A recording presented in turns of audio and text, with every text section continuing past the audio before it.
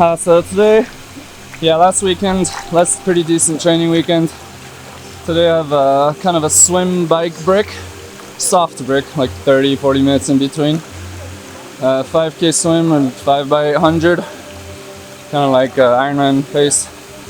Into a 2-hour bike with threshold efforts. Tomorrow, a 3-hour ride into a 1-hour run, and that's more of a real bike run in combination. How do you feel? Yeah, I had a full recovery day yesterday, so I think I feel good. Yeah.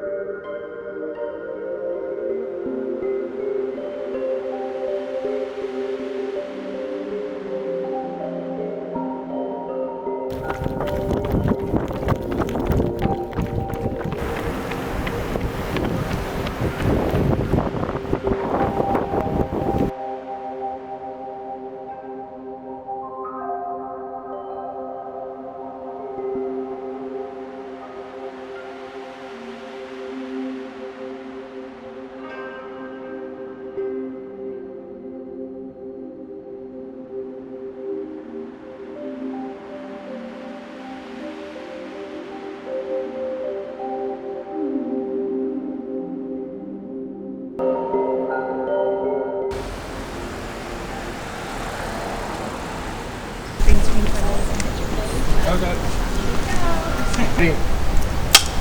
We're at speed? We're speeding. Look, light speed. Yeah, I've been here for, I've been in the past too, but last 10-11 days, and it's just Jason there. He had no fat on it, and we could see his organs through his skin. You gotta run real fast, you gotta run real fast. Keep your eyes on the wave, never turn your back. Cause it's breakfast with Bob. Thank you, Pancho Man! Welcome back to Breakfast with Bob. watched about 8 weeks later. So ideally that would have been in Nice, but that's how things were, and I was fourth, so it was really good. Yeah, you go to World Championship and get fourth. It shows you that when the lights are bright, you do well.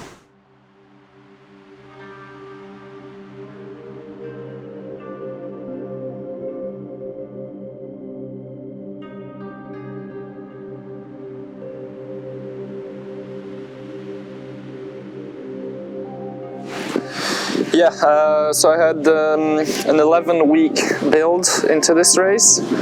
I did the T100 London end of July, then I had 2 weeks, a bit easy. I did the Leadville, the iconic Leadville 100 mountain bike race, and that was kind of after a couple days of rest. That was around August 10th.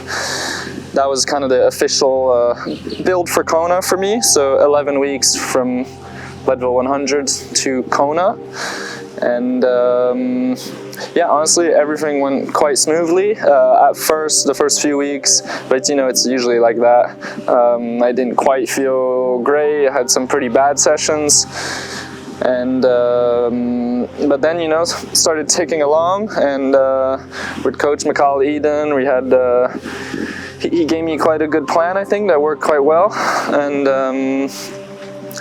I started taking some really good sessions, I think, some of my best runs, best rides. So, for example, I did like a 2-hour run at 6-minute miles, which is, you know, at the intensity or how it felt on that day, you know, that's something I've never done. And that was off the bike as well. And yeah, so some very encouraging sessions. And so I could say I'm pretty much in my best shape ever, or at least equal to my best shape ever. So yeah, I mean, I really hope it pays dividends for this race. 4th last year in Nice. That course advantages me a little more compared to the other athletes, but I think I have it in me, you know, mentally and physically for top 5. I also know it's going to be, you know, a big battle. So many really fit athletes here in October in Kona in tough conditions. So I also know, yeah, I'm just going to have to really execute a really good race on race day to be in that top 5. But yeah, I mean, just going to have to push through and push through the pain and give it everything I have, and hopefully I'll be happy with the outcome and what my body gave me on the day. Yeah, so I have a new bike sponsor. So I'm riding Factor now, as a lot of you have seen, and been really impressed with the bike. I mean, the bike is really aerodynamic, fast, looks good, you know, all the good stuff for a bike sponsor. They only make premium bikes, so you know, they're focused on that top end.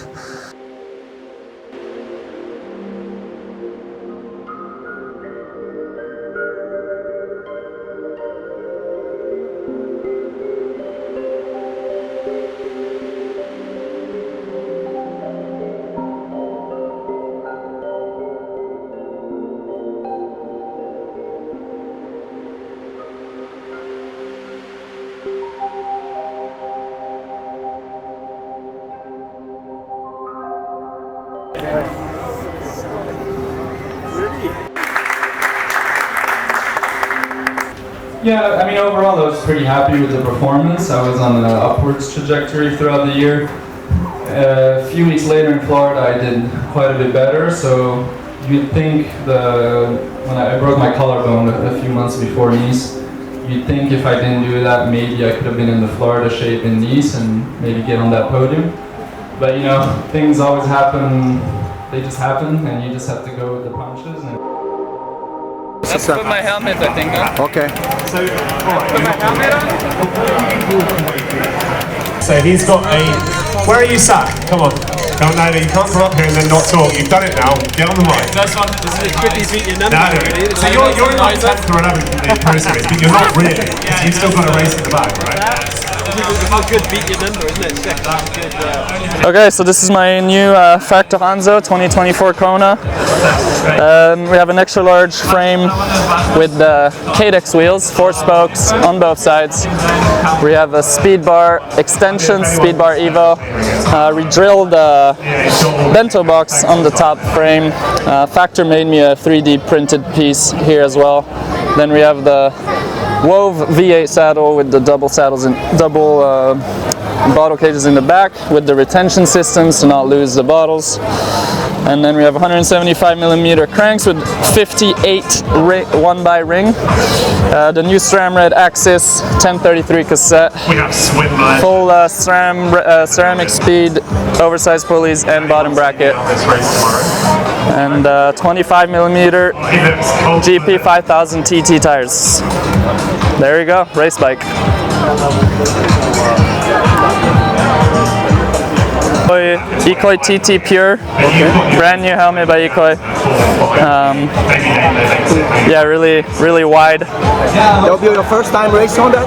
No, I did Rothen in did Rothen. T100 London. Okay. Yeah.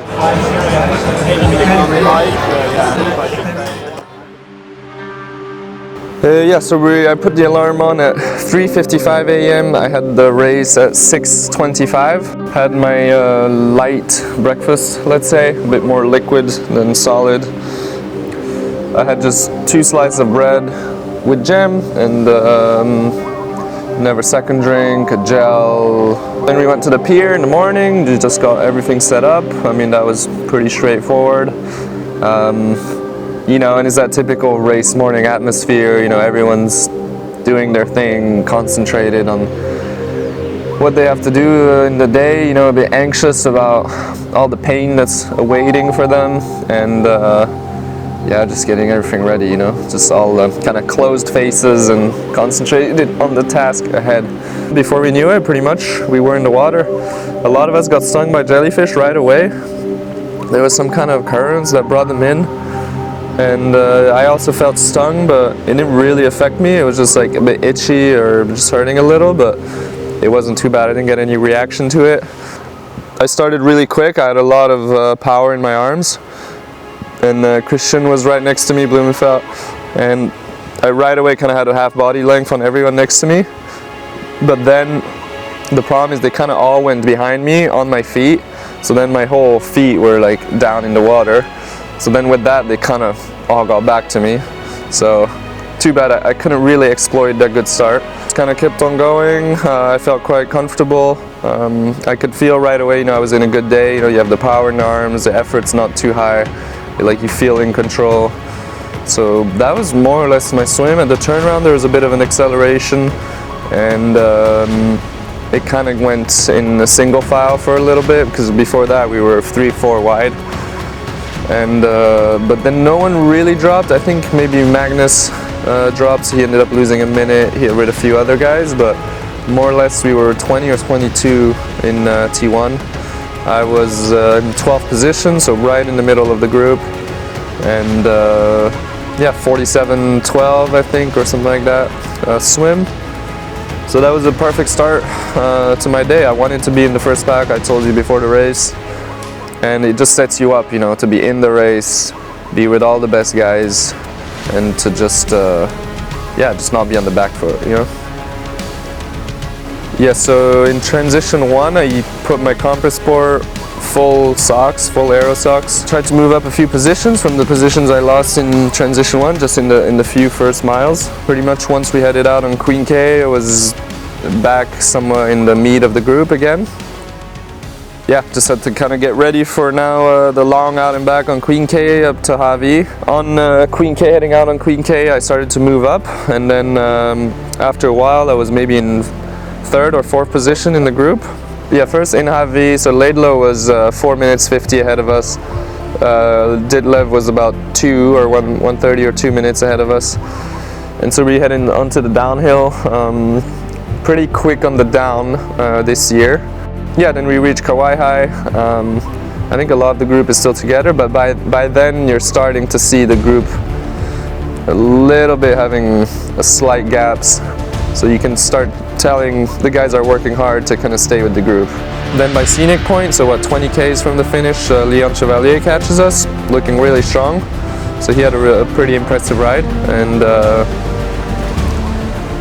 by then, yeah, you could tell the group was thinned out quite a bit. But then I could still see Patrick behind. At times he was a little dropped, but you know, still close enough that if we just slow down a little, he was kind of inching back, and he ended up coming in with us into T2. So I think that was, I mean, that's what made his race. You know, he usually always loses some type of time on the bike. He showed improvements in Nice on the bike last year, but still he was 6 minutes behind or something like that. And here he was like right with us, you know.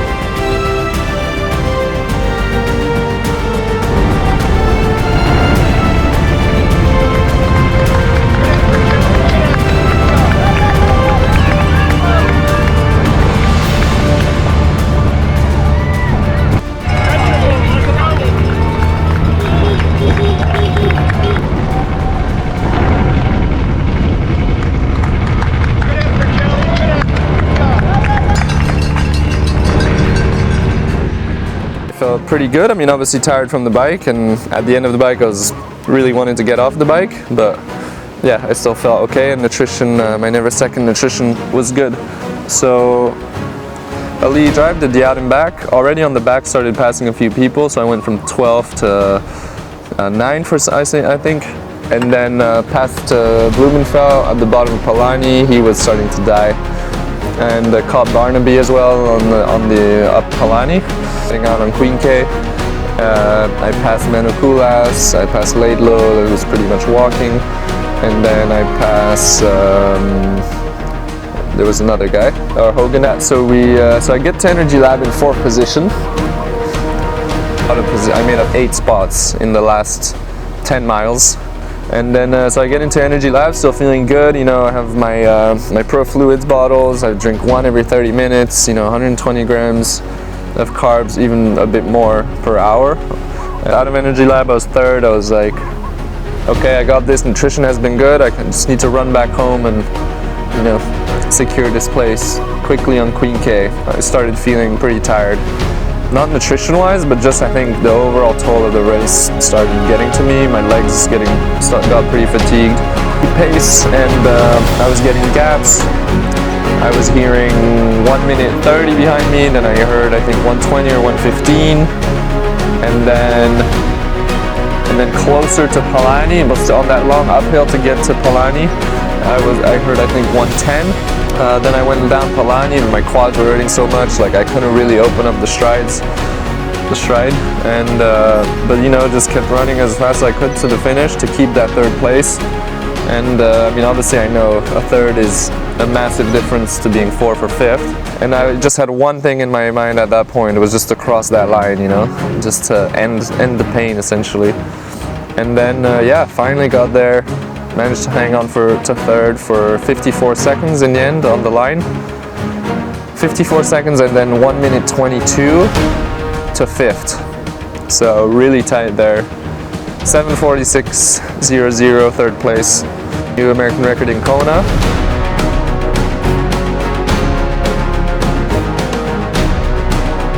Yeah, so when I crossed the finish line, I was a bit emotional. Honestly, 2 things. Yeah, just emotions of finally reaching a goal like that, and just the relief of being done, you know, and no more pain, and yeah, just crossing the line. I mean, for me, a race like this, it represents so many years of work, so many years of dedication, and you know, training and just perfecting my craft. So to finish on the podium of an Ironman World Championship, which is the highest level race I can do, you know, in what I do, is something I'm really proud of, and a huge accomplishment for me. I'm 31 now, so I still have some more years to hopefully maybe do even better, but for now, yeah, just super happy with the 3rd place here in Kona. Because, you know, some people maybe were saying, you know, Nice is different than Kona. I was 4th, like Nice is maybe a bit easier for him. Kona's a different beast, so, you know, I proved that I'm here on the podium in Kona. And yeah, I mean, now just I'm gonna rest for a bit. I mean, prepare the T100 Dubai as best as I can, but you know, it's always gonna be maybe a little difficult to perform against the guys that are preparing that exclusively. But yeah, my season, you know, is a success now, 3rd in Kona. And yeah, and when I crossed the line, my family was there, girlfriend, everyone. It's been a family affair my whole life, so very nice to have everyone here. And yeah, people I shared the house to as well, Kyle and Randy. Yeah, so everything has been great.